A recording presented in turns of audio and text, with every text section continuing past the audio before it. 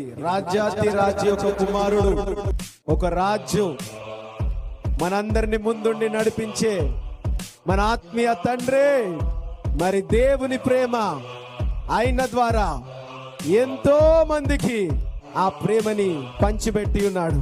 మరి యేసుక్రీస్తు ప్రభు భూమి మీద ఎలాగైతే నడిచిండో ఆయన అడుగు జాడల్లో మరి యేసు ప్రభు అపోస్తులను ఆ రోజు ఆ తరానికి తయారు చేసిండ్రు. మరి మన తరానికి ఈ అపోస్తుని తయారు చేసిండ్రు. ఆయన శరీరము నలగొట్టబడిన మరి దేవుని ఆత్మతోని ఆ వయసులో ఆయన శక్తి కాదు, దేవుని శక్తితోని ఆయన ముందుకెళ్తా ఉన్నాడు. He is none other than